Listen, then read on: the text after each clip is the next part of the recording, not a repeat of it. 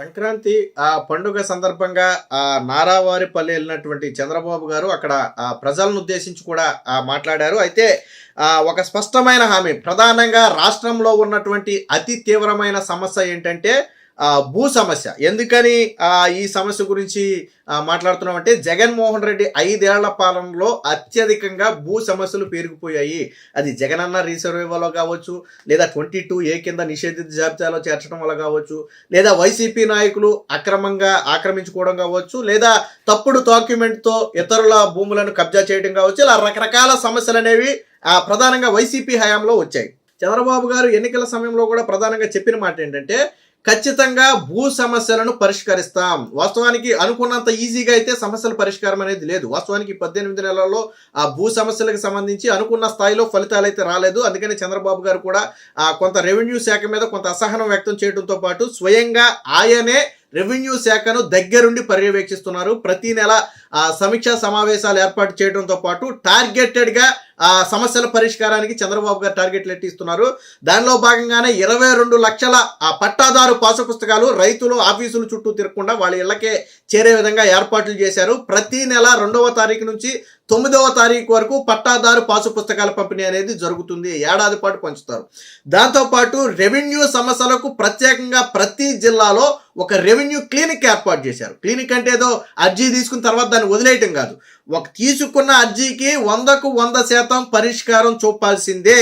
అది పరిష్కారం చూపలేనిది అయితే ఎందుకు పరిష్కారం చూపలేకపోతున్నారో, అది ఎవరి పరిధిలో ఉందో, ఫర్ ఎగ్జాంపుల్ కోర్టు పరిధిలో ఉందనుకోండి, ప్రభుత్వం ఏం చేయలేదని. సో అలాంటి విషయాలు మినహాయించి మిగిలిన అన్ని రెవెన్యూ సమస్యలు పరిష్కరించాల్సిందే.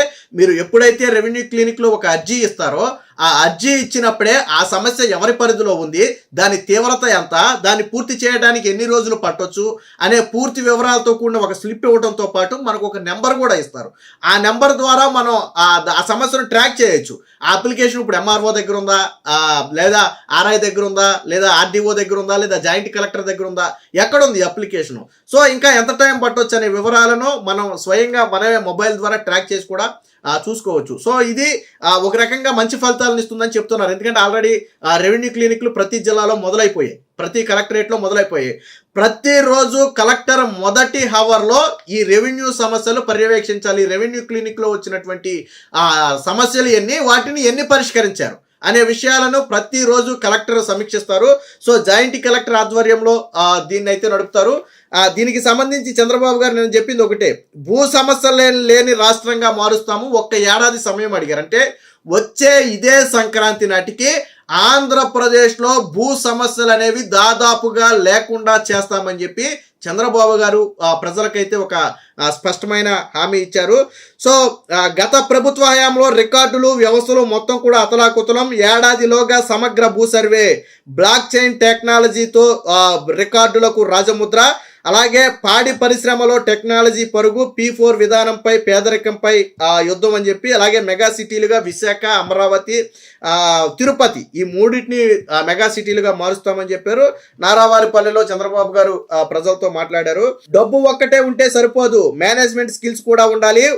5 ఎకరాల్లో ఒక రైతు అరకొర పంటను పండించగలిగితే నైపుణ్యం వ్యక్తి అద్భుతాలు సృష్టిస్తాడు. అలాంటి విజ్ఞానాన్నే మేము ప్రతి ఇంటికి తీసుకెళ్తాం. వచ్చే ఏడాది కాలంలో నెక్స్ట్ లెవెల్ డెవలప్మెంట్ ను చూస్తారు. కేవలం మౌలిక వసతులే కాదు, ప్రతి కుటుంబంలో ఆదాయం పెంచడం, స్థానికంగానే యువతను ఎంట్రప్రెన్యూర్ గా తీర్చిదిద్దడమే నా లక్ష్యం అని చెప్పి, ప్రజల సంతృప్తే పరమావధిగా మా పాలన కొనసాగుతుందని చెప్పి చంద్రబాబు గారు స్పష్టంగా చేశారు. ముఖ్యంగా రెవెన్యూ సమస్యలకు సంబంధించి చంద్రబాబు గారు ఇచ్చినటువంటి హామీ అనేది ఈరోజు ప్రజల్లో ఒక రకంగా సంతోషం. ఎందుకంటే ఏళ్ల తరబడి దాదాపుగా 7-8 ఏళ్ల నుంచి జగన్మోహన్ రెడ్డి అధికారంలోకి వచ్చినప్పుడు వచ్చినటువంటి రెవెన్యూ సమస్య నేటికి పరిష్కారం కాల. సో అంటే గతంలో రెవెన్యూ చిక్కులు కూడా చాలా ఉంటాయి. ఇతర సమస్యలు పరిష్కరించినంత ఈజీగా ఆ రెవెన్యూ సమస్యలు పరిష్కారం కాదు. దానికి సరళీకృతం కూడా చేశారు చంద్రబాబు గారు. వాస్తవానికి ఇంతకుముందు అంతా జాయింట్ కలెక్టర్ ఆధ్వర్యంలో ఉండేది. ఇప్పుడు ఆ పవర్స్ ఏం ఏం చేశారు, కొన్ని ఆర్డీఓకు బదిలీ చేశారు, మరికొన్ని ఏకంగా తహసీల్దార్కే బదిలీ చేశారు. సాధారణంగా గ్రామ స్థాయిలో వచ్చే మెజారిటీ సమస్యలను తహసీల్దార్కి అధికారాలు ఇచ్చేశారు. సో ఇప్పుడు తహసీల్దారే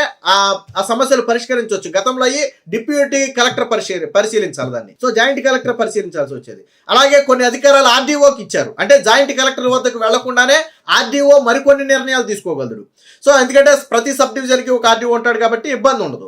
అలాగే ఫైనల్ గా కొన్ని కీలకమైనటువంటి మార్పులు చేర్పులకు సంబంధించినటువంటి కొన్ని కీలకమైనటువంటి మాత్రమే జాయింట్ కలెక్టర్ దగ్గర పెట్టారు. మిగిలినవన్నీ కూడా కిందకి బదిలీ చేశారు. దీంతో పాటు కలెక్టర్కి కొన్ని రైట్స్ ఇచ్చారు. ఏంటది, ఏదైనా ఒక భూమిని అంటే నిషేధిత జాబితా నుంచి తొలగించాలంటే ఆర్డీఓ తొలగించగలడు. బట్ ఏదైనా ఒక భూమిని నిషేధిత జాబితాలో చేర్చాలి అంటే మటుకి ఆ పవర్స్ కలెక్టర్కి ఇచ్చారు. దాంతోపాటు కలెక్టర్కి ఇచ్చినటువంటి మరో పవర్ ఏంటంటే, ఎవరైనా క్షేత్రస్థాయిలో అధికారులు కావాలని నిర్లక్ష్యంగా వ్యవహరించి సమస్య పరిష్కరించకపోతే సంబంధిత అధికారుల మీద కఠిన చర్యలు తీసుకునే అధికారం కలెక్టర్కు ఉంది.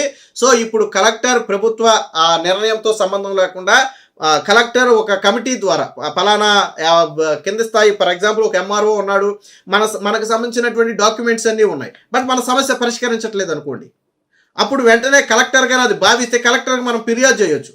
సో ఇదిగోండి మా సమస్య ఇది, మా సమస్యకు సంబంధించి మా దగ్గర ఆధారాలన్నీ ఉన్నాయి కానీ పరిష్కరించట్లేదు అంటే, ఎందుకు పరిష్కరించట్లేదు అనేది ఎంఆర్ఓ నుంచి వివరణ తీసుకుంటారు, లేదా సంబంధిత అధికారి ఎవరైతే వాళ్ళ నుంచి వివరణ తీసుకుంటారు.